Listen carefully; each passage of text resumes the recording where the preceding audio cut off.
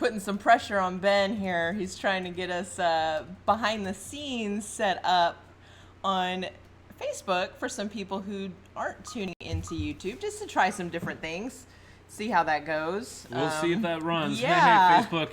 Hey, YouTube Live. What's happening? Let's Good see how morning, this Lauren. goes. We were running it, and then it shut down, but Yep. that's okay. Good morning. Episode 4. Yeah. Breakfast with Ben and Cheryl. Weekly food for thought. I like it. We had a couple of people ask last time in the comments, like, well, I thought you're not making food. I thought this was breakfast with Ben and Cheryl. So, well, I got my donuts. Pumpkin spice, of course. It's October. Well, yeah, that was my fault. I'm sorry. Cheryl, how are we doing this week? Oh, it is just a lot of focusing on routine and processes and really trying to hold on to those routines because things get kind of crazy. Things get kind of all out of whack, if you will, if routine is off and processes are off. So that's where I'm focused.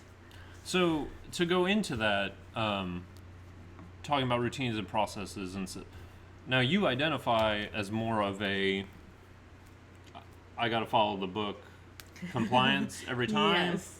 If y'all haven't done disc assessment, I think we've talked about that. We have Yes. the Myers-Briggs similar, but that's the C. That's the compliance. Yes. You have to every time.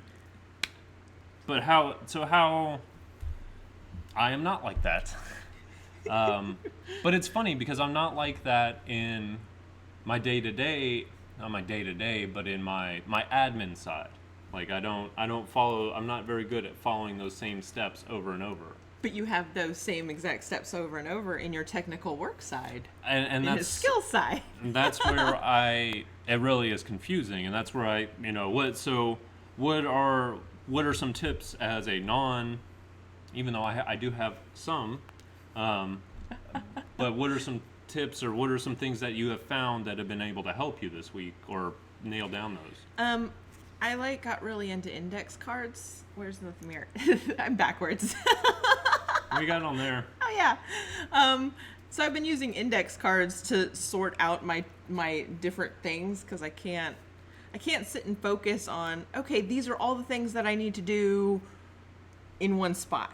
Like my brain is constantly going, so I have to write down all these different things. So now I have different cards for different topics, subjects of life, whether it be our organizational nonprofit stuff and my to-dos there, or on the business stuff versus in the business stuff, and then just house stuff, kid stuff, when you're parents and entrepreneurs and all the above. Wearing so many hats. It can get very overwhelming very quick.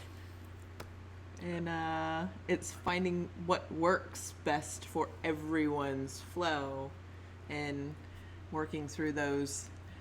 I don't want to be irritated at something you're doing, and you don't want to be irritated at something that I'm doing, so we try our best to fix those things and overcome. Well, okay, I acknowledge that I see it from your point, but what if I did it this way?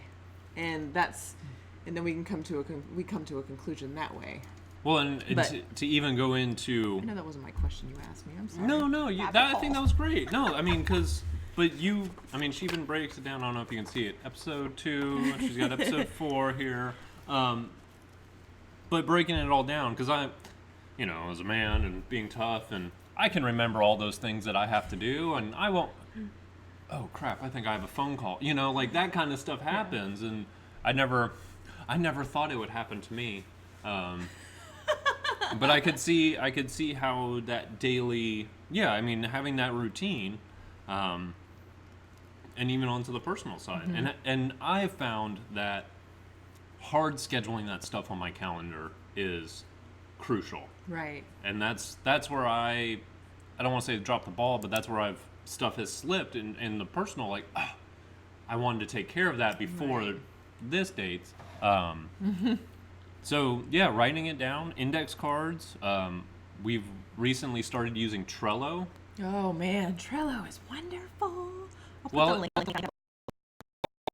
It takes a little bit of adjustment. I really like it because it's like an online card system. Yes. You have lists and you have cards, and you can just in progress, finished, working on Any kind of category you want. and now with I went down the rabbit hole of trying to get integration, so trying to get Trello to talk to our team communication tool Slack, Yep. and then trying to import those events onto my Google Calendar. It's okay. Just keep swimming. But it's been learning, and Yes. I have enjoyed that kind of troubleshooting in that process Right. and getting all those things set up and what is the best workflow. But I think bottom line, it's taking a workflow and just starting with it, or Right. a routine, and just starting with it and What are you trying to do? take action. Fall in love with the process? Oh yeah, we didn't practice that well enough beforehand. I know. Well, yeah, that's falling in love with the process, and I think when you invest the time into the process, that's when you start to fall in love with it. Right, because I'm very big picture. I think I've talked about this before. I kind of freak Ben out when I talk huge picture, like my goals for 2018, 2020, where I see ourselves in 5-10 years. Do you feel his anxiety already? But he thrives in having to-do lists, and checking things off, and having daily things to do, and that, I don't want any part of that. Well, and that's absolutely right. I love having a to-do list to get emailed something, and that's where I was actually just talking to Cheryl last night. Like, I want a daily diary of in my inbox when I check it, because that's part of my routine. All right, these are the things that I know I need to accomplish. I haven't been able to find our struggle in our business as photographers and videographers, is I'm trying to find something that will schedule an appointment and then schedule subsequent appointments on my calendar. Put the tasks. And I haven't been able to find that, so I feel that having some sort of daily digest and checklist. If anyone has any tips, suggestions, please yes, if you guys have comment. that, please comment below, because I am looking for something. I'm not looking for a free solution. I am okay paying, because if somebody has something that works, Yes. I will pay for that. And if it makes my life easier, even better. Yes. But yeah, I think just taking that. But where I started with that was that even relates down to my disc, because I'm a high S. I'm a high support. So you Steady. give me that list, and I'm like, I'm your man. I got it. Yeah. But if you're asking me to go tell everybody else about the list, or make sure that list runs right every time, but that's playing with where your weaknesses lie. Yes. That's why I think we work well together, is because you have strengths in other areas where my weaknesses are, and I have weaknesses in your strengths. Absolutely. Or strengths in your weaknesses? One of those. Something. I got confused. So, What's up, Barney? I see you hanging out on Facebook. What's great about how we got onto the systems and processes was because whenever we started being entrepreneurs and started our own business, we were going along with our skill, and we talked about our why last week and those types of things. And then we're going along, and then you just hit a ceiling, and then when you hit the ceiling, all this fear comes in, because then you're overwhelmed, you're busy, not enough time. Things are falling through the cracks. This happens in all the businesses. In any business, once you hit a ceiling, you either have to move forward and put more things in place to accommodate the growth, or you become stagnant and you're just there. You're just sitting there spinning your wheels in the same place. Yeah, you're making money, making a good living, or doing whatever you've been doing for the last couple of years, but some people that's fine to stay. But I know for us, that's not where I want to stay. I want to keep growing. I want to, every day is an improvement. But then the fear sets in. And it's that, I guess that superficial pressure of to do more. Yeah. Like that's what I feel like the most. And I hate to complain about that, but I do feel like there's this pressure. We got to keep improving it. Yes. If it's not, if it hasn't been improved even a 0.5%, whatever that is, life, personal, business, Right. your process in your business, but it's that, how do you dealing with that. So how are you focusing on overcoming those fears? So last week, we briefly touched on, I just finished up Rejection Proof. How I beat fear and became invincible through 100 days of rejection by Jiang, which is JIA space JIANG. So I apologize if I butchered that, but the concept he Chinese American student, I believe. He came to America and very timid, just very culture shock coming over here because we're all boisterous and loud and look at us. And he was very timid and felt like that was holding him back in his personal life and his business life. I think he was a software engineer or something. He wasn't an entrepreneur, so he wasn't used to being told no. Well, not that everybody even really is used to being told no.